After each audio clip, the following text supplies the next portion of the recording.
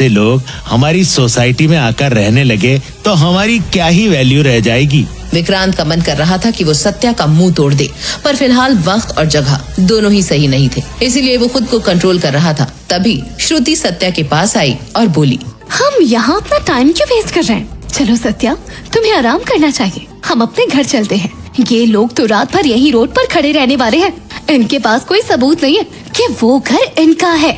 श्रुति की ऐसी बातें सुनकर विक्रांत का दिल छलनी छलनी हो रहा था। वो सोच रहा था कि ये वही श्रुति है जो उसके साथ जीने मरने की कस्में खाती थी, पर अब तो उसमें जरा भी शर्म नाम की चीज नहीं थी। वहीं उसके पिता संजीव अनीता को लेकर रोड पर ऑटो का इंतजार कर रहे थे। आखिर क्यों एक फ्लैट की चाबी होते हुए भी गार्ड्स विक्रांत को उसके ही फ्लैट में नहीं जाने दे रहे थे? क्यों संध्या उसका फोन नहीं उठा रही थी? क्यों श्रुति विक्रांत को इस तरह उसके माँ बाप के सामने इंसल्ट कर रही थी और उसका साथ दे रहा था उसका बॉयफ्रेंड सत्या? क्या विक्रांत अपने माँ बाप की इज्जत बचा पाएगा और उन्हें अपने फ्लैट में ले जा पाएगा? क्या एक गरीब फटीचर आदमी को एक रिहायशी सोसाइटी में एंट्री मिलेगी? क्यों एक गरीब लाचार युवा पर मेहरबान है शहर की सबसे बड़ी खूबसूरत अमीरजादी? एक गरीब लाचार आदमी को एक रिहायशी बिल्डिंग में एक आलीशान फ्लैट मिल गया, पर कैसे? आखिर क्यों इस मामूली से आदमी को अपने ही फ्लैट में एंट्री नहीं मिल रही थी? आखिर क्यों इस एक फैमिली को एलीट सोसाइटी में बार बार इंसल्ट होना पड़ रहा था? क्यों लोग इस कहानी को पैसा खर्च करके भी सुनना चाहते हैं? जानिए इस कहानी का हैरत अंगेज सच अब फ्री में सिर्फ आपके लिए। बस नहीं, अब से हम लोग वहीं रहेंगे। कौन सा दोस्त है तुम्हारा? घर। अभी 3 साल की जेल काट करके बाहर आए हो और आते ही कहाँ से आ गए तुम्हारे पास इतने रुपए पैसे? कहीं कोई गलत काम फिर से तो नहीं शुरू कर दिया आते ही? विक्रांत की बात सुनकर जितना हैरान उसके माता पिता थे, उतना ही हैरान और परेशान विक्रम उनके इन सवालों से था कि कौन सा दोस्त, कहाँ का दोस्त, और अचानक ये घर किराए पर क्यों ले लिया, वगैरह वगैरह। पर विक्रांत ने सारे सवाल टाल दिए। फिर भी आखिर में अनीता ने पूछ ही लिया, अच्छा मत बताओ कुछ, पर ये तो बताओ ये तुम्हारे दोस्त का घर कौन सी जगह है? विक्रांत ने जो बताया उसे सुनकर उसके पिता संजीव के कान खड़े हो गए। आखिर ऐसा क्या बताया था विक्रांत ने? DLF अपार्टमेंट में लिया है। उदय शाह का घर है। DLF apartment? उदय शाह का घर? तुम्हें क्या मैं शक्ल से मूर्ख लग रहा हूँ? वो VIP एरिया है, वहाँ पैसे वाले लोग रहते हैं। तुम्हारा ऐसा कौन सा दोस्त है जिसका घर वहाँ है? ये फालतू सपने देखना बंद कर दो और कोई काम धंधे के बारे में सोचो। विक्रांत को ये बात अच्छी नहीं लगी और वो ये सोच रहा था कि आखिर ये मिडिल क्लास के लोग अपने बच्चों के टैलेंट पर भरोसा क्यों नहीं करते हैं। वो अपने पिता को जवाब देने से डरता था, लेकिन आज उसने हिम्मत जुटाई और बोला, पापा, आपको हमेशा ऐसा क्यों लगता है कि मैं झूठ बोल रहा हूँ? और मैं अब बच्चा नहीं रहा, बड़ा हो गया हूँ। आप चलिए मेरे साथ और अपनी आंखों से खुद देख लीजिए, मैं सपने देख रहा हूँ या सच कह रहा हूँ।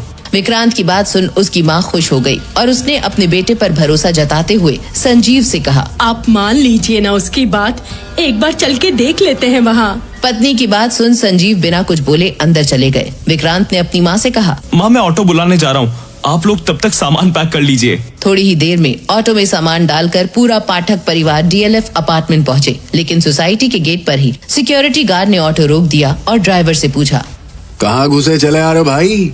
ये कोई घूमने की जगह नहीं है। गार्ड ने वहाँ इससे पहले कभी किसी को ऑटो से आते हुए नहीं देखा था। वहाँ सब लोग बड़ी बड़ी गाड़ियों से आते जाते थे या फिर प्राइवेट कैब से। विक्रांत ऑटो से बाहर निकला और बोला, हमारा यहाँ फ्लैट है, मैं फ्लैट का ओनर हूँ।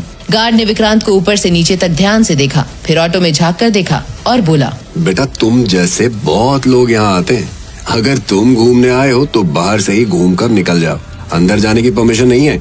आपको क्या लग रहा है मैं यहाँ मजाक करने आया हूँ? यहाँ हमारा फ्लैट है और ये रही उसकी चाबी। अपनी पॉकेट से चाबी निकाल कर दिखाते हुए विक्रांत बोला। गार्ड ने चाबी पर नजर डाली, फिर विक्रांत को देखा और कड़क आवाज में कहा, ये चाबी तुम्हारे पास कहाँ से आई? सच सच बताओ, तुमने ये चाबी कहाँ से चुराई है? मैंने इसे चुराया नहीं है, ये मेरे ही घर की चाबी है। विक्रांत ने हल्की सी मुस्कान के साथ जवाब दिया, पर गार्ड को यकीन नहीं हुआ और उसने अपने साथियों की तरफ इशारा किया। तुरंत ही 4-5 गार्ड्स ऑटो को घेर कर खड़े हो गए। विक्रांत की तरफ इशारा करते हुए उसने कहा, इस पर नजर रखो, मुझे ये आदमी गड़बड़ लग रहा है, मैं सोसाइटी सेक्रेटरी को कॉल करके आता हूँ। संजीव और अनीता भी डर गए और ऑटो से बाहर आ गए। ऑटो ड्राइवर भी घबरा गया था। अनीता ने विक्रांत से पूछा, क्या हुआ बेटा? ये लोग हमें जाने क्यों नहीं दे रहे हैं? संजीव विक्रांत की तरफ गुस्से में देख रहा था। विक्रांत ने अपनी माँ को समझाते हुए कहा, कुछ नहीं हुआ है माँ, यहाँ की सिक्योरिटी बहुत टाइट है, ये लोग बस चेकिंग कर रहे हैं। तभी एक ब्लैक मर्सिडीज आकर उनके सामने रुकी। गाड़ी में श्रुति, उसकी माँ और सत्या तीनों बैठे थे। सत्या का फ्लैट भी इसी सोसाइटी में था। सत्या ने विक्रांत की तरफ देखा और फिर श्रुति से बोला, ये विक्रांत और उसकी फैमिली सामान लेकर यहाँ क्यों खड़े हैं? वो तीनों जल्दी से गाड़ी से बाहर निकले। श्रुति ने वहाँ खड़े एक गार्ड से पूछा, क्या चल रहा है यहाँ? गार्ड ने धीमी आवाज में श्रुति से कहा, मैडम ये लोग कह रहे हैं इनका यहाँ फ्लैट है, इनके पास चाबी भी है, पर हमें इन पर शक है, इसीलिए जांच पड़ताल कर रहे हैं। गार्ड की बात सुनते ही श्रुति और सत्या जोर जोर से हंसने लगे। हंसी कंट्रोल करते हुए श्रुति विक्रांत से बोली, हवे तो पागल है क्या? तुम लोग यहाँ आने के बारे में सोच भी कैसे सकते हो? यहाँ एक फ्लैट की प्राइस क्या है तुम लोगों को अंदाजा भी है? अगर तुम लोग 7 जन्म भी ले लो तब भी यहाँ फ्लैट नहीं खरीद पाओगे। इन लोगों का ऐसा रवैया देखकर संजीव बहुत शर्मिंदा महसूस कर रहे थे। तभी सत्या ने गार्ड से कहा, और तुम लोग कोई कुछ भी बोलेगा तो तुम लोग मान लोगे? इनसे पूछिए इनके पास क्या सबूत है कि यहाँ इनका फ्लैट है। क्या इनके पास कोई डॉक्यूमेंट्स हैं? तभी श्रुति की माँ माधवी ने विक्रांत की तरफ इशारा करते हुए एक गार्ड से कहा, इन लोगों को जल्दी यहाँ से बाहर निकालो, खासकर इस आदमी को, ये क्रिमिनल है, कल ही जेल से छूटा है। माधवी की ये बात सुनते ही सिक्योरिटी वाले डर गए और सब ने अपने हथियार निकाल लिए और पूरे मुस्तैद होकर खड़े हो गए, मानो किसी जंग के मैदान में हो। माहौल ऐसा बन गया था कि कई सवाल उठ खड़े हो रहे थे। क्या विक्रांत और उसका परिवार सोसाइटी के अंदर जा पाएंगे? क्या विक्रांत कोई सबूत दे पाएगा या फिर उसे वहाँ से वापस लौटना पड़ेगा? सिक्योरिटी गार्ड्स ने देखा कि विक्रांत के पास कोई सबूत नहीं था, इसीलिए वो बार बार फ्लैट के अंदर जाने के लिए रिक्वेस्ट कर रहा था। विक्रांत के बहुत समझाने के बाद भी उन्होंने विक्रांत को अंदर आने से मना कर दिया। तभी उनमें से एक गार्ड ने विक्रांत से कहा, देखो हम नहीं जानते कि तुम्हारे पास ये चाबी कहाँ से आई हैं, लेकिन बिना जांच पड़ताल हमने तुम लोगों को अंदर आने दिया तो हमारी नौकरी खतरे में पड़ जाएगी, तो तुम लोग यहाँ से निकल जाओ। अब तक आसपास बहुत सारे लोग इकट्ठा हो गए थे। उनमें से किसी को भी यकीन नहीं था कि विक्रांत का भी घर यहाँ हो सकता है। वो आपस में तरह तरह की बातें करने लगे। आजकल कैसे कैसे लोग सोसाइटी में रहने आने के बारे में सोचने लगे हैं। और नहीं तो क्या, मुझे तो इन्हें देख कर ही घिन आ रही है। इनके पास इतना पैसा कहाँ से आ रहा है, मुझे तो ये समझ नहीं आता।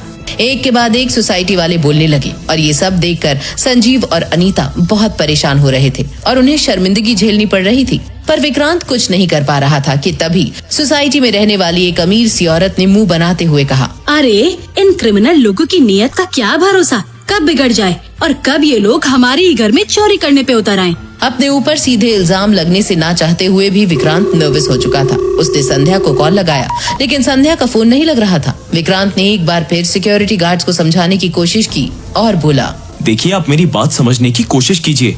ये घर मुझे खुद उदय की बेटी संध्या ने गिफ्ट किया है, इसीलिए तो मेरे पास इस घर की चाबियां हैं, वरना मैं इस घर की चाबियां कहां से लाता। मेरे माँ बाप कब से बाहर खड़े हैं, आखिर वो लोग कब तक यहाँ इस तरह इंतजार करते रहेंगे? कम से कम इन्हें सोसाइटी की लॉबी में तो बैठने दो। देखो जब तक हमें आगे से ऑर्डर नहीं आ जाता या तू खुद कोई सबूत नहीं दिखा देता कि ये घर सचमुच तेरा है, हम तुझे और तेरे माँ बाप को घर में आने की परमिशन नहीं दे सकते। इंतजार करने के अलावा तेरे पास कोई ऑप्शन नहीं है। गार्ड का जवाब सुन विक्रांत अपने माँ बाप के पास जाकर खड़ा हो गया।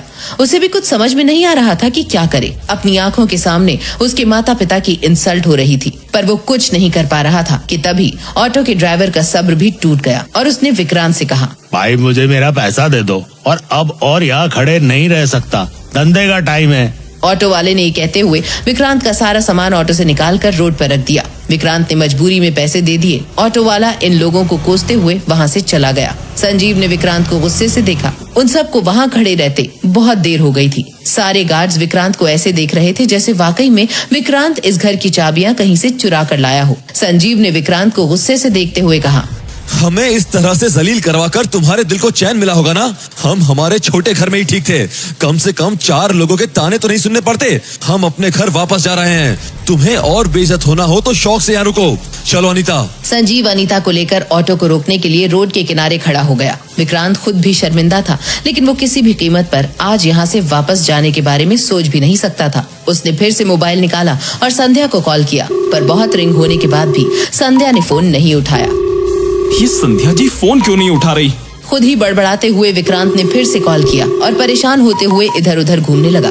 तब उसकी नजर सत्या पर पड़ी। विक्रांत की इतनी बेइज्जती होता देख उसके चेहरे पर जीत की मुस्कुराहट थी। उसने विक्रांत से कहा, देख तेरी दाल यहाँ नहीं गलने वाली, बेहतर होगा अपनी अंधी माँ और बाप को लेकर दफा हो जा। वैसे भी अगर तेरे जैसे